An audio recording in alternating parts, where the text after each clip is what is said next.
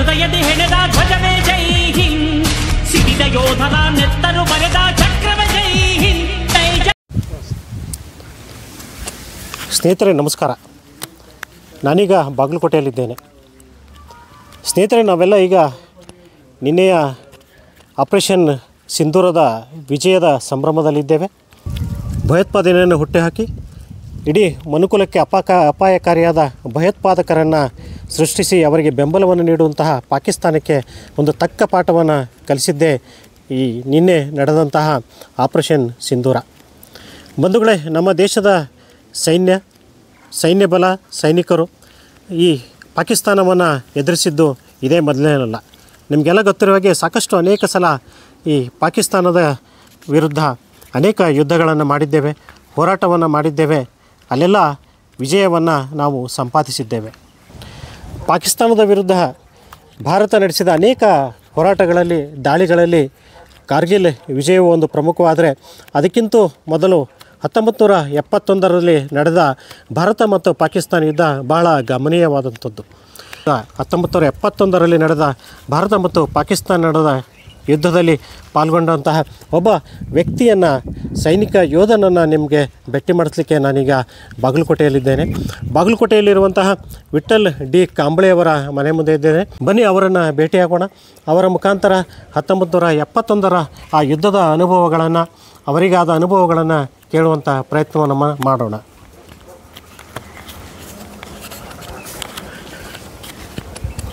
ಮೊದಲೇ ನನ್ನ ಜೊತೆ ಇದ್ದಾರೆ ವಿಠ್ಠಲ್ ಕಾಂಬಳೆಯವರು. ಆಗಲೇ ಹೇಳಿದ ಹಾಗೆ ಏರ್ಫೋರ್ಸ್ನಲ್ಲಿ 15 ವರ್ಷಗಳ ಕಾಲ ಸೇವೆಯನ್ನು ಮಾಡಿದ್ರು. ಅವರಿಗೆ ಈ ಸಂಚಿಕೆಗೆ ಸ್ವಾಗತವನ್ನು ಕೋರ್ತಾ, ಸರ್ ತಮ್ಮ ಸಣ್ಣ ಪರಿಚಯವನ್ನು ಹೇಳೋದಾದರೆ.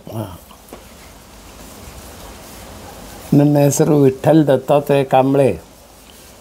ನಾನು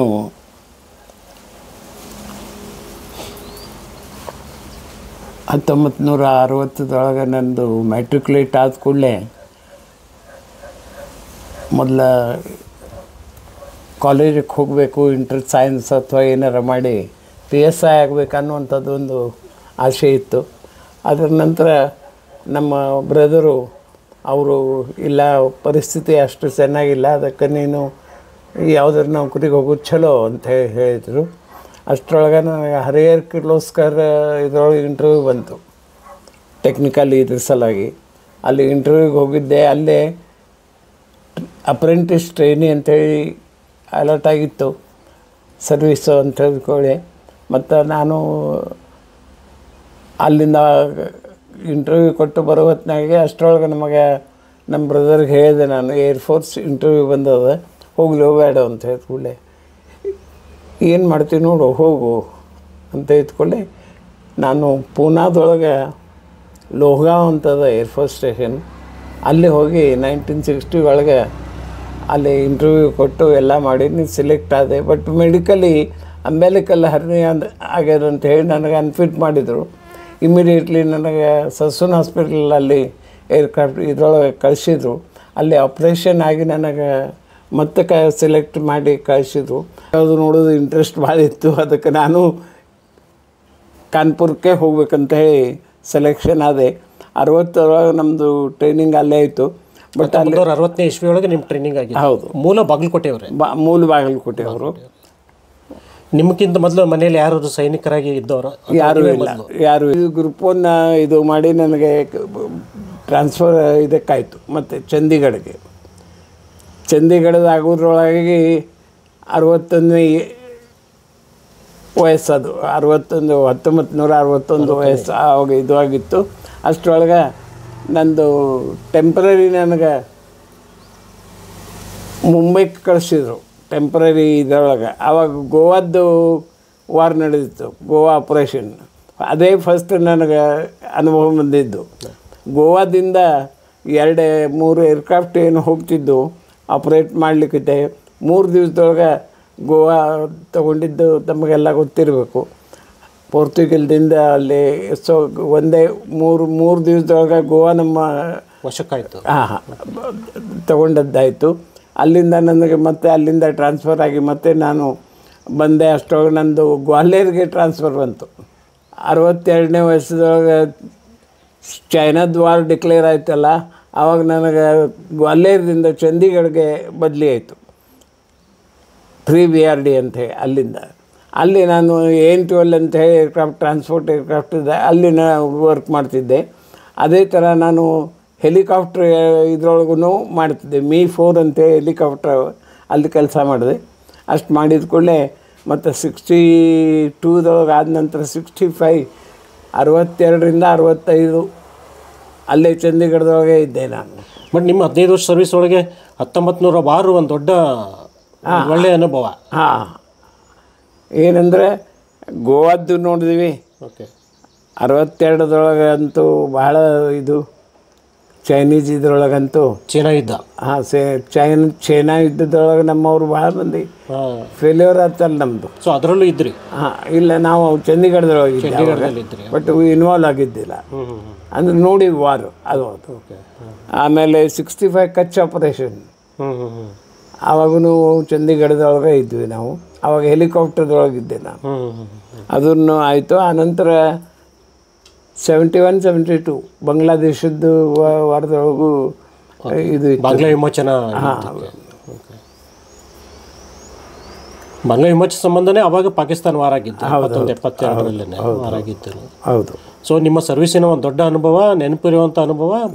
ನನ್ನ ಮೊನ್ನೆ ಈಗ ಈ ನಿಮ್ಮದು ಯಾವುದಿದು ಆಪರೇಷನ್ ಸಿಂಧೂರ್ ಏನು ಮಾಡಿದ್ರಲ್ಲ, ನ್ಯೂಸ್ ಕೇಳುವಾಗ ನನಗೆ ಯಾವಾಗಲೂ ಆ 71ದ್ದು ನಮಗೆ ನೆನಪು ಬರ್ತಾಯಿತ್ತು. ನಾವು ಹೆಂಗೆ ಇದು ಮಾಡಿದ್ದೀವಿ, ಅಲ್ಲಿ ಹೆಂಗೆ ಇರ್ತಿದ್ದೀವಿ, ಅಲ್ಲಿ ಹೆಂಗೆ ಅದ ಅಂತೇಳಿ ಅನ್ನುವಂಥದ್ದು ಅನುಭವ ಭಾಳ ಇದು ಆಗ್ಲಿಕ್ಕಿತ್ತು, ಭಾಳ ನೆನಪು ಇದು ಗೊತ್ತಿತ್ತು ನಮಗೆ.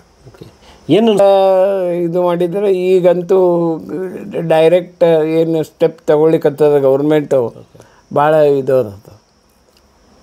ಭಾಳ ಇದು ಏನಂತಾರೆ ಅದಕ್ಕೆ ಅಭಿನಂದನೆ ಕೊಡಬೇಕು ಈಗಿನ ಗೌರ್ಮೆಂಟಿಗೆ. ಅಂದರೆ ಆ್ಯಕ್ಷನ್ ಇಮಿಡಿಯೇಟ್ಲಿ ಏನು ಆ್ಯಕ್ಷನ್ ತಗೋಬೇಕಂತ ಮಾಡಿದ್ದಾರೆ, ವಿಚಾರ ಮಾಡ್ಯಾರದು. ಇನ್ನು ಮುಂದೆ ಇನ್ನೂ ಆಗ್ಬೋದು ಅಂತ ಅನ್ನಿಸ್ತದೆ. ಅವಾಗ ಆಗಿನ ಸರ್ಕಾರಕ್ಕೂ ಮತ್ತು ನಿಮ್ಮ ಸೈನಿಕಕ್ಕೂ ರಿಲೇಷನ್ಸ್ ಹೆಂಗಿತ್ತು? ಅವಾಗೂ ಹಿಂಗೆ ಐತೆ ರೀ. ಅವಾಗಷ್ಟು ನಮಗೆ ಈಗ ಅನ್ನಿಸ್ತದ. ಅವಾಗಿನ ನೋಡಿದ ಈಗ ನೆಹರು ಗೌರ್ಮೆಂಟ್ ಇದ್ದಾಗ, ಇಂದಿರಾ ಗಾಂಧಿ ಗೌರ್ಮೆಂಟ್ ಇದ್ದಾಗ ಎಮರ್ಜೆನ್ಸಿದೊಳಗೆ ನಾ ಎಮರ್ಜೆನ್ಸಿದೊಳಗೆ ಬಂದೀನಲ್ಲ. 75ರೊಳಗೆ ರಿಟೈರ್ ಆದಮೇಲೆ ಬಂದೀನಿ. ನಮ್ಮ ಬ್ರದರ್ ಜೈಲ್ದೊಳಗೆ ಇದ್ರು ಎಮರ್ಜೆನ್ಸಿದೊಳಗೆ. ಅವಾಗೇನು ಸೇನಾಕ್ಕೆ ಏನು ಕೊಡ್ತಿದ್ರು ಏನೂ ಸಿಗ್ತಿದ್ದಿಲ್ಲ. ಚೈನೀಸ್ದೊಳಗೆ ಅವಾಗ ಇದ್ರೊಳಗೆ ಅವರಿಗೆ ಜಾಕೆಟ್ಗಳು ಇದ್ದಿದ್ದಿಲ್ಲ, ಎಂಥದ್ದು ಇದ್ದಿದ್ದಿಲ್ಲ. ನೋಡಿದ್ರೆ ಕೆಲವೊಂದು ಕೇಳಿದರೆ ಆಶ್ಚರ್ಯ ಅನ್ನಿಸ್ತದೆ, ಹೆಂಗಾರಪ್ಪ ಇದು ಮಾಡಿರಬೇಕು ಇವರು ಅಂತೇಳಿ. ಆವಾಗ ನಾವು ಜಾಗನೂ ಕಳ್ಕೊಂಡಿವಲ್ಲ. ಹೋಯ್ತು ಚೈನಾ ವಾರ. ಹಾಂ, ಸೇನಾ ಒಳಗೆ ಇದು ನೋಡಿದ್ರೆ ಈಗಿನ ಟೆಕ್ನಾಲಜಿ ಮತ್ತು ಈಗಿನ ಇದು ನೋಡಿದರೆ ಖರೆ ಅಂದ್ರೆ ಈಗಿಂದ ನಾವು ಮಾಡಿದ್ದೇನೂ ಅಲ್ಲ ಅಂತ ಅನ್ನಿಸ್ತದೆ. ಬಟ್ ನೀವು ಮಾಡಿದ್ದೆ ಗ್ರೇಟ್ ಅಂತ ನಮ್ಗೆ ಅನ್ಸೋದು, ಏನೂ ಇಲ್ಲದ ಸಂದರ್ಭದಲ್ಲಿ. ಹೌದು, ಅದು ಮಾತ್ರ ಖರೆ ಅದ. ಬಟ್ ನಾವಿದ್ದಾಗ ಒಂದು ಸ್ವಲ್ಪ ಇತ್ತು ಅದು ಮಿಸೈಲ್ಸ್ದು ಏನು ಬಂದುವಲ್ಲ, ಅವಾಗ ಒಂದು ಸ್ವಲ್ಪ ಆವಾಗ ರಡಾರು ಅವು ಇದ್ದು ಇಲ್ಲಿ. ಆ ರಡಾದ್ದು ಇದರಲ್ಲಿಂದ ಒಂದು ಸ್ವಲ್ಪ ಇದು ಆಯ್ತು. ಈಗ ತಮಗೆ ಈ ವಯಸ್ಸೆಷ್ಟು? ನನಗೀಗ 82 ನಡೀತಾ ಇದೆ. ಈಗೂ ಯುದ್ಧದ ಸುದ್ದಿಗಳನ್ನು ಇವೆಲ್ಲ ನೋಡ್ತಿದ್ರೆ ಹೋಗ್ಬೇಕಂತ ಅನಿಸುತ್ತೆ. ಅನಿಸುತ್ತೆ. ಖುಷಿ ಆಗುತ್ತಾ? ಅದು ದೇಶ ಸೇವೆ, ಯುದ್ಧ. ಹೌದು ಹೌದು.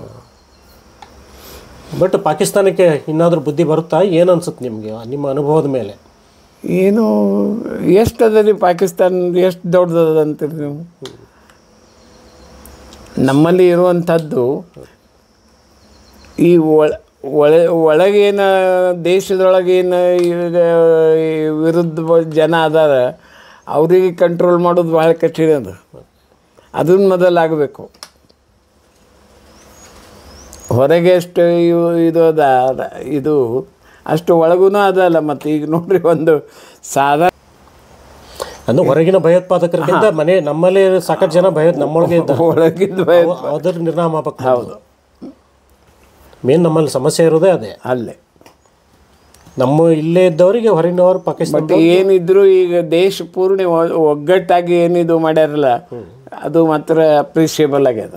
ಅಂದರೆ ಎಲ್ಲರದು ಮನಸ್ಸಿನಾಗ ಇದು ಇತ್ತು, ಆ ಪ್ರಕಾರ ಆಗ್ಯದ. ಆನಂದದ ಸಂಗತಿ. ಬಂದಿದ್ದರು ನೋಡ್ರಿ ಪಾಕಿಸ್ತಾನದವರು 71 ವಾರದೊಳಗೆ ಇಲ್ಲಿ ಅಂಬಾಲ ತೊಳಗೆ ಬಂದಿದ್ದರು. ಅಂಬಾಲ ಇದ್ರೊಳಗೆ ಹಾಕಿದ್ರು, ಬಾಂಬ್ ಹಾಕಿದ್ರು. ನನಗನ್ಸೋ ಮಟ್ಟಿಗೆ ನನಗೆ ನೆನಪಿದ್ದಂಗೆ ಅಲ್ಲೇ 10ರ ಯೂನಿಟ್ದೊಳಗೆ ನಮ್ಮವರು ಒಬ್ಬರು 2-3 ಮಂದಿ ಆವಾಗ ಫೈರಿಂಗ್ದೊಳಗೆ ತೀರ್ಕೊಂಡಿದ್ದು ನಮಗೆ ಮೆಸೇಜ್ ಬಂತು. ಹಿಂಗೆ ಆವಾಗ ಇದು ಇರ್ತದಂತೆ. ತುಂಬ ಭಯಾನಕ ವಾತಾವರಣ ಇರ್ತದೆ. ಇತ್ರ ಸಹಿತ ಅದು ಒಂಥರ ಇದನ್ನ ಇತ್ತು. ನಮಗೇನು ಹಂಗೆ ಅನ್ನಿಸ್ಲಿಲ್ಲ ಭಯಾನಕ ಅಂತೆ. But we have to face ಅಲ್ಲ, ಮಾಡಬೇಕು, ಅದು ಪ್ರಶ್ನೆ ಇದು ಇಲ್ಲ. ಈ ಬ್ಲ್ಯಾಕ್ಔಟ್ ಅಂತ ಏನೋ ಅಂದರೆ ಕತ್ಲು. ಬ್ಲ್ಯಾಕ್ಔಟ್ ಅಂದ್ರೆ ಕತ್ಲ. ಈಗ ಹೆಂಗೆ ಈಗ ನಾವು ಕುಂತೀವಿ ಇಲ್ಲೇ, ಈಗ ಸಂಜೆಗೆ ನಿಮಗೆ ಏನಾರ ಲೈಟ್ ಹಚ್ಚೋಂಗಿಲ್ಲ, ಏನೂ ಇಲ್ಲ. ಇವು ಕಿಟಕಿಗಳಿಗೆ ಎಲ್ಲ ಬ್ಲ್ಯಾಕ್ ಇದು ಹಚ್ತಿದ್ರು ಮೊದಲೇ. ತಯಾರಿ ಮಾಡ್ಕೊಳ್ಳೋದು ಎಲ್ಲ. ಬ್ಲ್ಯಾಕ್ಔಟ್ ಅಂದರೆ ಎಲ್ಲೂ ನಿಮಗೇನು ಕಾಣಿಸ್ಬಾರ್ದು. ಹೋಗೋದು ಸಹಿತ ನಾವು ಇದು ಡ್ರೆಸ್ ಸಹಿತ ಅಂಥದ್ದೇ ಗೊತ್ತಾಗಬಾರ್ದು, ಆ ಥರ. ನೀವಿದ್ದ ಕ್ಯಾಂಪ್ಗಳ ಮೇಲೂ ಅಟ್ಯಾಕ್ ಆಗ್ಯದ, ಫೈರಿಂಗ್ ಆಗಿದೆ, ಮಿಸೈಲ್ಸ್ ಎಲ್ಲ ಬಂದು ಬೀಳುವಂಥದ್ದು. ಏರ್ಕ್ರಾಫ್ಟ್ದೇ ನಮ್ಮಲ್ಲಿ ಆಗೋದು. ಓಕೆ. ಈ ಆರ್ಮಿ ಇದು ಬಂದು ಆ ಥರ ಫೈರಿಂಗ್ ಇಲ್ಲ. ಅದು ಹೆಂಗೆ ಬಾರ್ಡರ್ದೊಳಗೆ ಹೆಂಗೆ ಫೈರಿಂಗ್ ಆಗ್ತದಲ್ಲ, ಆ ಟೈಪ್ ಇಲ್ಲ. ನಮ್ಮದು ಏರ್ಕ್ರಾಫ್ಟ್ದೇ ನಮಗೆ ಅಂಜಿಕೆ ಇರೋದು. ಏರ್ ಯೂನಿಟ್ ನಮ್ಮದು ಏರ್ಕ್ರಾಫ್ಟದು ಎಲ್ಲೆಲ್ಲೇ ಏರ್ಫೋರ್ಸ್ ಯೂನಿಟ್ ಅವ ಅಲ್ಲೆಲ್ಲ ಇದು ಮತ್ತು ಎಲ್ಲೆಲ್ಲೇ ಇವು ಅವಲ್ಲ, ಅವು ರಡಾರ್ದಿಂದ ನಮಗೆ ಗೊತ್ತಾಗ್ತಿದ್ದು. ಇವು ಮಿಸೈಲ್ಸ್ ಸಹಿತ ನಮ್ಮ ಆವಾಗ ನಿಮಗೆ ಹೇಳಬೇಕಂದ್ರೆ ಅವು ಮಿಸೈಲ್ಸ್, ರಷ್ಯನ್ ಮಿಸೈಲ್ಸು ಎಷ್ಟು ಹಳಬಿದ್ದರೂ ಸಹಿತ ನಾವು ತೊಗೊಂಡಿದ್ದೀವಿ. ಅದ್ರದ್ದೇನು ಫೈರ್ ಮಾಡಿದರೆ ನಿಮಗೆ 90 ± 1 ಹಿಂಗೆ ಸೆಂಟಿಮೀಟರ್ದೊಳಗೆ ಅದರದ್ದು ಲೈಫು. ಅಂಥವು ಮಿಸೈಲ್ಸ್ ಸಹಿತ ನಾವು ಟ್ರೈನ್ಡ್ ಮಾಡಿ ನಮಗೆ ಇದು ಮಾಡ್ಯಾರ. ಅಂದರೆ ಅಷ್ಟು. ಅಂದರೆ ಎಷ್ಟು ದಿನ ನೀವು ಇನ್ವಾಲ್ವ್ ಆಗಿದ್ದೀರಾ ಆ ಯುದ್ಧದಲ್ಲಿ? 12 ದಿವಸ. 12 ದಿವಸ. ಓಕೆ. 12 ದಿನದಲ್ಲಿ ಯುದ್ಧ ಕ್ಲೋಸ್ ಆಯಿತಾ ಅಥವಾ ಶುರು ಇದ್ದಾಗ 12 ದಿವಸ ನಾವು ಕಂಟಿನ್ಯೂಸ್ ಆಗಾಳೆ ನಿಮಗೆ ಹೇಳಿದ್ ನಾನು 3ನೇ ತಾರೀಕಿನಿಂದ 17ನೇ ತಾರೀಕಿನೊಳಗೆ ಅಂತೇಳಿ ಒಂದು 12 ದಿವಸ ಎಷ್ಟೋ ಇತ್ತು ಅಷ್ಟು ನಾವು ಅದರೊಳಗೆ ಇನ್ವಾಲ್ವ್ ಆಗಿದ್ದೀವಿ. ನಿಮಗೇನು ಟೈಮಿಂಗ್ ಇರ್ತಿತ್ತಾ? ಇಲ್ಲ, ಟೈಮಿಂಗ್ ಇಲ್ಲ. ನಮಗೆ ಎಲ್ಲಿ ಕಳಿಸ್ತಾರೋ ಎಲ್ಲಿ ಇಲ್ಲ ಅಂತ ಈಗ ಹೇಳ್ತಿದ್ದೆ. ನಮ್ಮದೇನಿತ್ತು, ಓಪನ್ ಸ್ಪೇಸ್ದೊಳಗೆ ನಮ್ಮ ಮಿಸೈಲ್ಸದ್ದು ವಿತ್ ಕಂಟೈನರ್ ಅಲ್ಲೇ ಬೇರೆ ಕಡೆ ಶಿಫ್ಟ್ ಮಾಡಿದರು. ಎಲ್ಲೆಲ್ಲಿ ಶಿಫ್ಟ್ ಮಾಡ್ಯಾರ ಅಲ್ಲಿ ನಾವು ಹೋಗಿ ಇರಬೇಕು ಡ್ಯೂರಿಂಗ್ ಆಪ್ರೇಷನ್. ಯಾವಾಗ ಅದು ಶಿಫ್ಟ್ ಮಾಡೋದು ಇರ್ತದೆ ನಾವು ಇಮಿಡಿಯೇಟ್ಲಿ ಆರ್ಡ್ರ್ ಬಂದ ಕೂಡಲೇ ಕ್ರೇನು ಗಿನು ಬಂದು ಅದ್ರ ಮತ್ತು ಅಲ್ಲಿಂದ ಇದು ಮಾಡಿ ಶಿಫ್ಟ್ ಮಾಡಿ ಮತ್ತು ಅದನ್ನು ಅಸೆಂಬಲ್ ಮಾಡಿ ಮತ್ತು ಲಾಂಚರ್ ಮೇಲೆ ಕಳಿಸಿ ಹಾಸ್ಕೊಂಡು ಕಳಿಸ್ತಿದ್ವಿ ನಾವು. ಅಲ್ಲಿ ತನಕ ನಾವು ರೆಡಿ ಇರಬೇಕು. ಏನಲ್ಲಿ ಅವು ಇಮಿಡಿಯೇಟ್ಲಿನೂ ಫೈರ್ ಮಾಡುವಂಗಿಲ್ಲ ಅಂತ ಹೇಳಿದ್ನಲ್ಲ. ಲಾಂಚರ್ ಮೇಲೆ ರೆಡಿ ಇದ್ದಿದ್ದ ಮಿಸೈಲು ಭಾಳ ಆದರೆ ನಿಮಗೆ 3 ಮಿನಿಟ್ಸ್, 1 ಮಿನಿಟ್ದೊಳಗೆ ಎಲ್ಲ ಆಪ್ರೇಷನ್ ಆಗ್ತಾವೆ. ಫೈರ್ ಮಾಡಬೇಕಂದ್ರೆ ಅದರದ್ದು ಕನೆಕ್ಷನ್ನು ಟ್ರಾನ್ಸ್ಪೋರ್ಟ್ ಇರ್ತಾವೆ. ಆ ಟ್ರಾನ್ಸ್ಪೋರ್ಟ್ದೊಳಗೆ ಕುಂತು ಆವಾಗ ಅಷ್ಟೇ ಟೆಕ್ನಿಕಲಿ ಇದು ಇತ್ತು. ಈಗಂತೂ ಭಯಂಕರ ಇಂಪ್ರೂವ್ಮೆಂಟ್ ಆಗ್ಯಾವ. ಆವಾಗಿಂದ ನೋಡಿದ್ರೆ ನಮಗೆ ಏನೂ ಇಲ್ಲ, ಈಗಿಂದ ನೋಡಿದರೆ ನಮಗೆ ಆಶ್ಚರ್ಯ ಅನಿಸ್ತದೆ.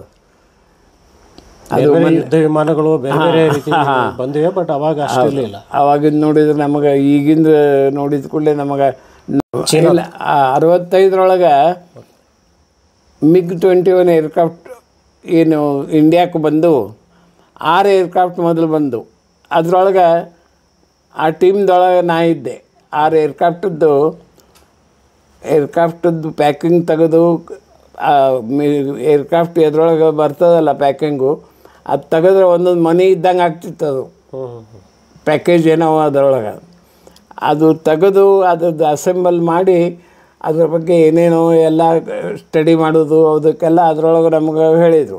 ರೈಟ್ ಫ್ರಮ್ ಬಿಗಿನಿಂಗ್ ಅಂದರೆ ಹೆಂಗೆ ಶುರು ಮಾಡೋದು, ಡಿಸ್ಮ್ಯಾಂಟಲ್ ಹೆಂಗೆ ಮಾಡೋದು ಪ್ಯಾಕಿಂಗ್, ಮತ್ತು ಅಸೆಂಬ್ಲಿ ಹೆಂಗೆ ಮಾಡೋದು ಅಂತ ಆ ರಮ್ಮಿಗೆ ಯಾವಾಗ ಬಂದೋ ಅಲ್ಲ ಅದರೊಳಗೆ ನಾವು ಒನ್ ಆಫ್ ದಿ ನಮ್ಮ ಟೀಮ್ದೊಳಗೆ ಇದ್ದೆ ನಾನು. ಅಲ್ಲಿ ತನಕ ನಮ್ಗೆ ಆ ಯುದ್ಧ ವಿಮಾನಗಳು ಇರಲಿಲ್ಲ, ಅಲ್ಲಿ ತನಕ ಇರಲಿಲ್ಲ.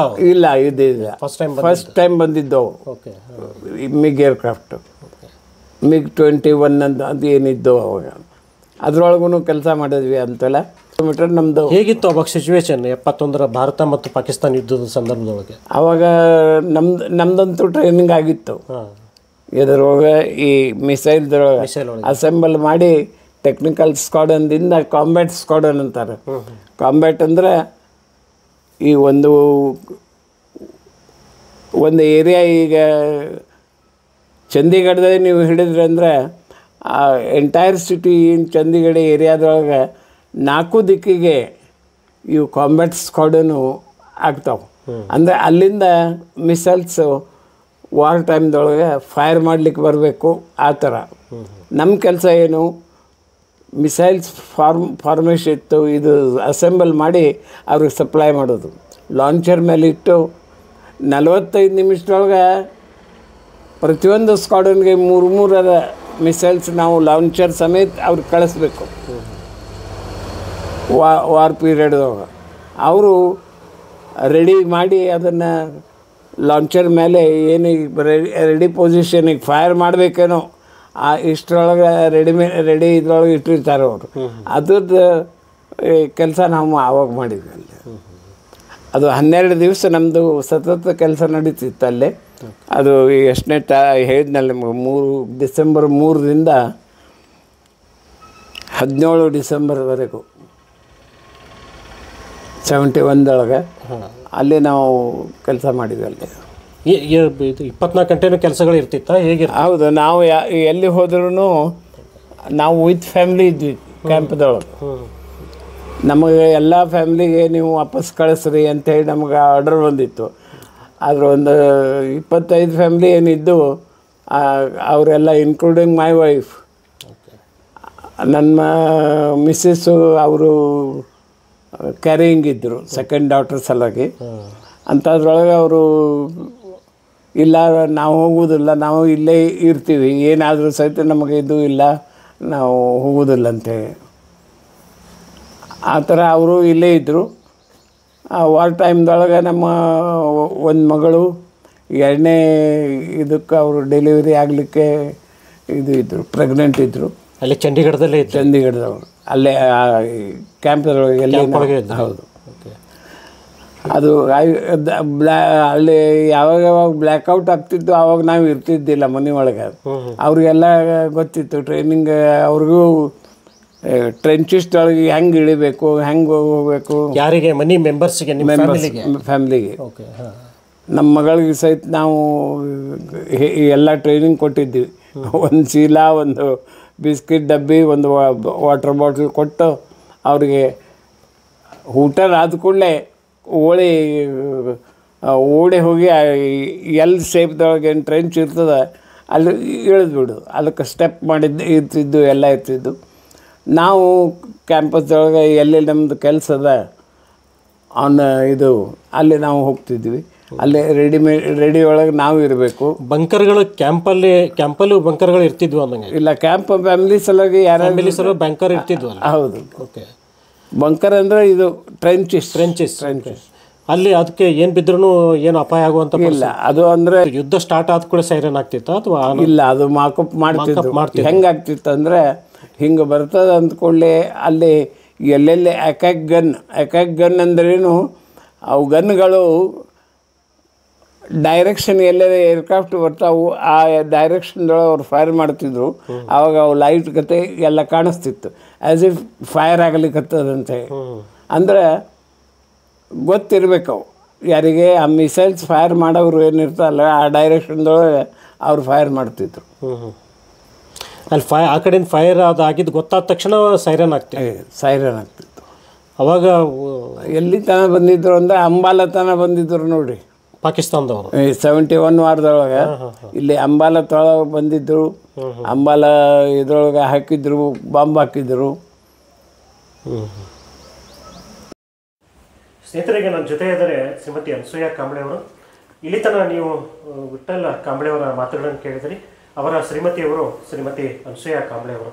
ಇವರನ್ನು ಮಾತಾಡಿಸ್ಲಿಕ್ಕೆ ಮುಖ್ಯ ಕಾರಣ, ವಿಠ್ಠಲ್ ಕಾಂಬ್ಳೆ ಅವರು ಚಂಡೀಗಢದಲ್ಲಿ ಪಾಕಿಸ್ತಾನ ಯುದ್ಧದ ಸಂದರ್ಭದಲ್ಲಿ ಇದ್ದಾಗ ಇವರು ಅಲ್ಲಿ ಕ್ವಾರ್ಟರ್ಸ್ನಲ್ಲಿ ಇದ್ದಂಥವರು. ಹೀಗಾಗಿ ಅವರನ್ನು ಮಾತಾಡಿಸುವಂಥ ಪ್ರಯತ್ನವನ್ನು ಮಾಡ್ತೀನಿ. ಯಾವಾಗ ಹೇಗಿತ್ತು ಅವಾಗ ನಿಮಗೆ?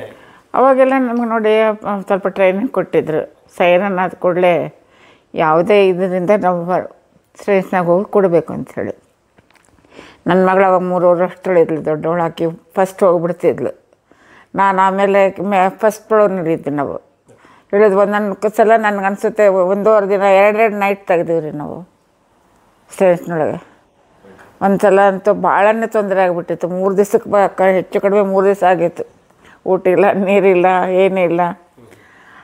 ಎಲ್ಲರೂ ಒಂದು 7-8 ಜನ ಒಂದೊಂದು ಸ್ಟೇಷನಾಗ ಇರ್ತಿದ್ವಿ ನಾವು. ನಾವೇನು ಮಾಡಿದ್ವಿ, ಸೈರನ್ ಆದ ಕೂಡಲೇ ಎಲ್ಲೋ ಸೈರನ್ ಆದ ಕೂಡಲೇ ಬೇಗ ಬೇಗ ಮನೆಗೆ ಹೋಗಿ ಯಾರು ಬೇಗ ಏನಾದ್ರು ಮಾಡ್ಕೊಂಡು ಬರ್ತೀವಿ, ಅದನ್ನು ತುತ್ತಾದ್ರೂ ಒಂದೊಂದು ತಿನ್ನೋದು ಅಂಥೇಳಿ ಟೆರೇಸ್. ಒಳಗಡೆ ಕೆಳಗಡೆ ಬಂಕರಲ್ಲೇ ಇರ್ತೀವಿ. ಹಾಂ, ಬಂಕರ್ನಲ್ಲೇ ಇರ್ತೀವಿ. ಹಾಂ, ಬಂಕರ್ ಒಳಗೆ ಏನು ವ್ಯವಸ್ಥೆಗಳು? ಏನು ವ್ಯವಸ್ಥೆ ಇರಲಿಲ್ಲ ರೀ, ಯಾವ ವ್ಯವಸ್ಥೆನೂ ಇರಲಿಲ್ಲ. ಇಷ್ಟಿಷ್ಟು ಕೆಳಗೆ ಇದಕ್ಕಿಂತ ಹೆಚ್ಚಿಗೆ ಇರ್ತಿತ್ತು ರೀ. ಯಾವುದೂ ವ್ಯವಸ್ಥೆ ಇರಲಿಲ್ಲ, ಸ್ಟೆಪ್ಸ್ ಇರಲಿಲ್ಲ, ಏನೂ ಇಲ್ಲ. ನನ್ನ ಫ್ರೆಂಡ್ಸ್ ಏನು ಮಾಡಿದ್ರು, ನನ್ನ ಸಲಾಗಿ ಇಳಿದು ಬಿಡ್ತಿದ್ದೆ, ಹತ್ತೋದಕ್ಕೆ ಆಗ್ತಿರ್ಲಿಲ್ಲ. ನಾ ಪ್ರೆಗ್ನೆಂಟ್ ಇದ್ದೆ. ಅವ್ರ ಪಾಪ ಕಲ್ಲುಗಳತ್ತೆಲ್ಲ ತಂದು ಜೋಡಿಸಿ ಇದು ಮಾಡಿದ್ರು. ಯಾವುದೂ ವ್ಯವಸ್ಥೆ ಇರಲಿಲ್ಲ ರೀ. ಅಷ್ಟು ಮುಂದೆ ಅವಾಗ ಕಠಿಣ ಇತ್ತು ರೀ ಅವಾಗೆಲ್ಲ. ಬಂಕರ್ ಅಂದ್ರೆ ನೀವು ಎಷ್ಟು ಜನ ಇರ್ಬೋದು ಜಾಗ ಇರ್ತಿತ್ತಲ್ಲ? ಒಂದು 7-8 ಬೈಲ್ರಿ 6-7 ಜನ ಇರ್ತಿದ್ವಿ ಅಷ್ಟೇ. ಎಲ್ ಶೇಪ್ ಇರ್ತಿತ್ತು, WS ಶೇಪ್ ಇರ್ತಿತ್ತು. ಎಲ್ ಶೇಪ್ನೊಳಗೆ ಒಂದು ಸ್ವಲ್ಪ ಒಂದು 5 ಜನ ಅಷ್ಟೇ ಕೊಡ್ತಿದ್ವಿ. WS ಶೇಪ್ ಇತ್ತಂದ್ರೆ 9 ಜನ 8 ಜನ ಅಷ್ಟೇ ಕೊಡ್ತಿದ್ವಿ. 3 ದಿನ ನೀವು ಅಲ್ಲೇನೆ? ಹಾಂ, 2 ದಿನ ತೆಗೆದಿವ್ರಿ ನಾವು. ಮಗು ಎಲ್ಲೋ, ನಾನೆಲ್ಲೋ. ಮಗು ಎಲ್ಲಿ ಇತ್ತು? ಆಕೆನೂ ಓಡೋಗ್ಬಿಡ್ತಿದ್ಲು. ನನಗೇನ ಫಸ್ಟ್ ಆಕೆ ಸ್ಟೇಜ್ ಹೋಗ್ಬಿಡ್ತಿದ್ಲು ಬೇರೆ ಬಂಕರ್. ಹಾಂ, ಬೇರೆ ಬಂಕರಲ್ಲಿ. ಆಕೆಗೆ ಅವ್ರ ತಂದೆಯವ್ರು ಹೇಳಿದ್ರು, ನಾನು ಒಂದು ಬ್ಯಾಗ್ ಮಾಡಿರ್ತೀನಮ್ಮ, ಒಂದು ಸ್ವಲ್ಪ ಬಿಸ್ಕಿಟ್ ಅದು ಹಾಕಿರ್ತೀನಿ, ನೀನು ಅಮ್ಮ ಬರೋ ಟೈಮ್ ನೋಡಿಬೇಡ, ಬೇಗ ಹೋಗ್ಬಿಡು ಅಂತ ಹೇಳಿ. ಸೈರನ್ ಆದ ತಕ್ಷಣ? ಹಾಂ, ಹೋಗ್ಬಿಡ್ತಿದ್ರಿ. ಫಾಸ್ಟ್ ಹೋಗ್ಬಿಡ್ತಿದ್ರಿ ಆಕೆ. 3 ವರ್ಷದಳಿದ್ರಿ. ಈಗಲೂ ಆಕೆ ನೆನೆಸ್ತಾಳ್ರಿ, ಅವಾಗ ಹೇಗೆ ತೆಗೆದ್ಮಮ್ಮ ನಾವು ಅಂತೇಳಿ. ಯಾವುದೋ ಪಿಕ್ಚರ್ ನೋಡಿ ಎಲ್ಲ ನೆನಪು ಬಂದು ಕಣ್ಣಾಗ ನೀರು ಹಾಕಿದ್ಲು, ಎಷ್ಟು ತೊಂದರೆ ಆಗಿತ್ತಲ್ಲಮ್ಮ ನಮಗೆ ಅಂಥೇಳಿ. ಇದು ಕಾಶ್ಮೀರ್ ಫೈಲ್ ಪಿಕ್ಚರ್ಗೆ ಹೋಗಿದ್ವಿ. ಅವಾಗ ನೋಡಿ ಎಲ್ಲ ಎಷ್ಟು ತೊಂದರೆ ತೆಗೆದ್ವಿ ನಾವು ಅಂಥೇಳಿ. ಅದ್ರಲ್ಲಿ ನಮ್ಮ ಫ್ರೆಂಡ್, ಪಂಜಾಬಿ ಫ್ರೆಂಡ್ ಪ್ರೆಗ್ನೆಂಟ್ ಇದ್ರಿ. ಆಕೆ ಡೆಲಿವರಿ ಹಾಕ್ಬಿಡ್ತೀರಿ ಅಲ್ಲೇ ಬಂಕರಲ್ಲೇ. ಆಕೆ ಎಲ್ಲ ವ್ಯವಸ್ಥೆ ಮಾಡ್ಕೊಂಡು ಬಂದಿದ್ಲು. ಡೋಗ್ರಾ ಮಿಸಸ್ ಎಲ್ಲ ಮಿಸಸ್ ಅವ್ರ ತಾಯಿಯವರು ಇದ್ದರು. ಆಕೆ ಆದಮೇಲೆ ನೆಕ್ಸ್ಟ್ ಆಕೆಗೆ ಎಲ್ಲ ಇದು ಕವರ್ ಮಾಡಿ ಬಿಟ್ಬಿಟ್ರು. ಯಾವಾಗ ಹೋಗಿ ಮುಟ್ಟಿದ್ಲ ಮನೆಗೆ ಗೊತ್ತಾಗಲಿಲ್ಲ ರೀ ನಮಗೆ. ನಿಮ್ಮತ್ತಲ್ಲಿ ಊಟ ವ್ಯವಸ್ಥೆ ಹೆಂಗೆ? ಏನು ವ್ಯವಸ್ಥೆ ಇರಲಿಲ್ಲ, ಯಾವುದೂ ವ್ಯವಸ್ಥೆ ಇರಲಿಲ್ಲ ರೀ. ಒಂದೊಂದು ಹನಿ ನೀರು ಸಹಿತ ಸಿಗ್ತಿರ್ಲಿಲ್ಲ, ವಿಚಾರ ಮಾಡಿ.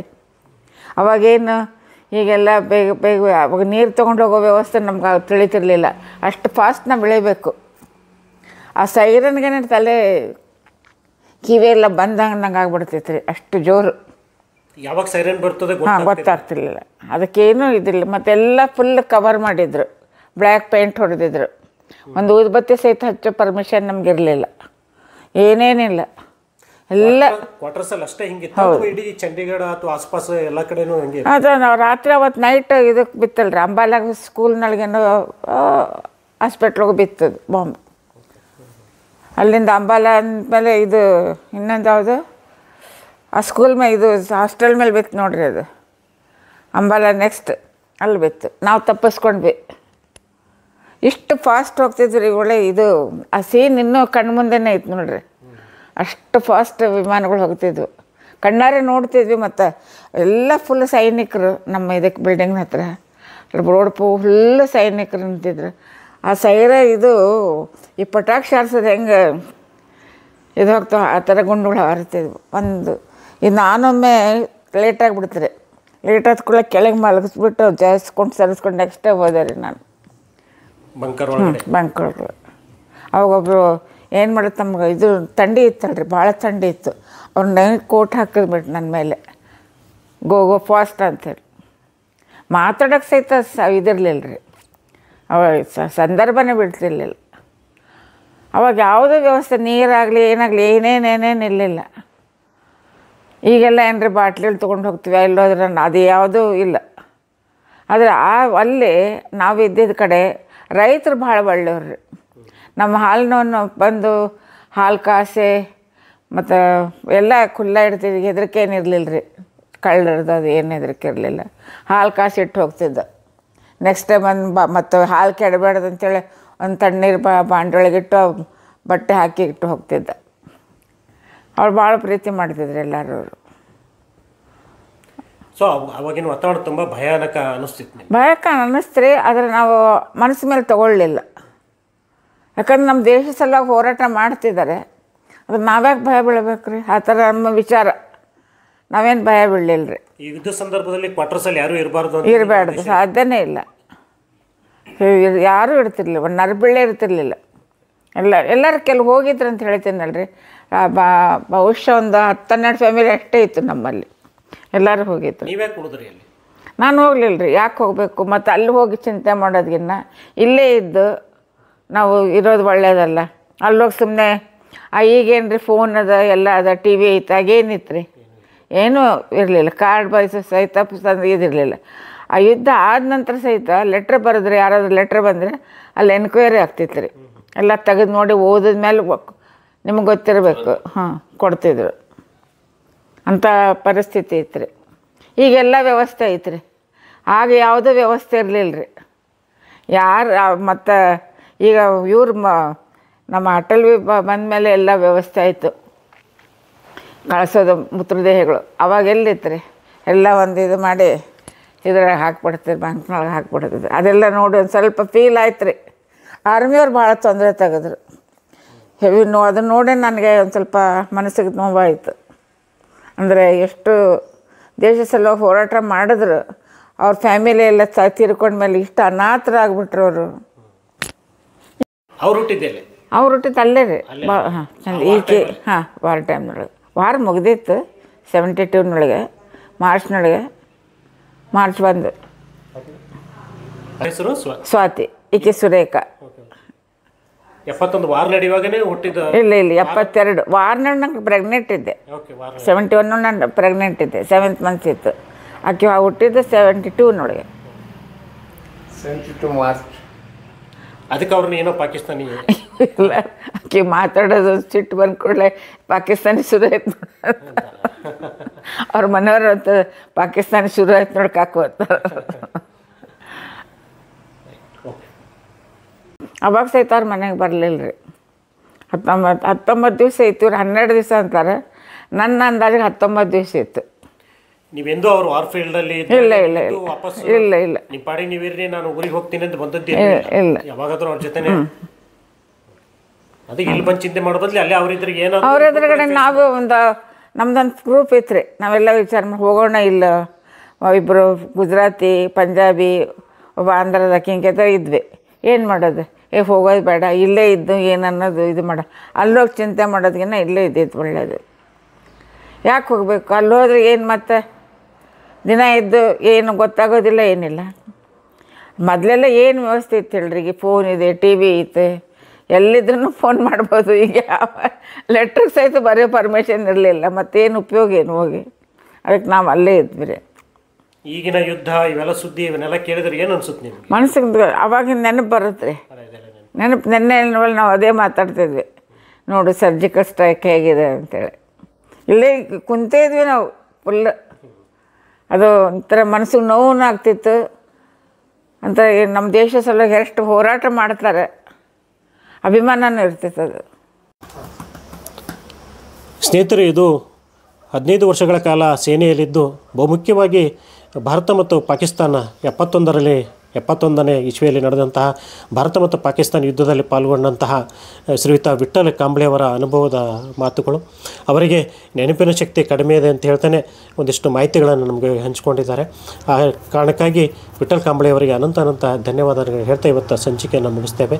ಮತ್ತು ಮುಂದಿನ ಸಂಚಿಕೆಯಲ್ಲಿ ಇನ್ನಷ್ಟು ಯುದ್ಧದ ಕಥೆಗಳನ್ನು, ಯುದ್ಧದ ಅನುಭವಗಳನ್ನು ಒಂದಿಷ್ಟು ಹಿರಿಯ ಯೋಧರಿಂದ, ನಿವೃತ್ತವಾದ ಯೋಧರಿಂದ ಹೇಳಿಸುವಂಥ ಪ್ರಯತ್ನವನ್ನು ಮಾಡ್ತೀವಿ ಅನ್ನುವಂಥ ಮಾತನ್ನು ಹೇಳ್ತಾ ಇವತ್ತಿನ ಸಂಚಿಕೆಯನ್ನು ಮುಗಿಸ್ತಾ ಇದ್ದೇವೆ. ವೀಕ್ಷಣೆ ಮಾಡಿದ ತಮಗೆಲ್ಲರಿಗೂ ಅನಂತ ಧನ್ಯವಾದಗಳು.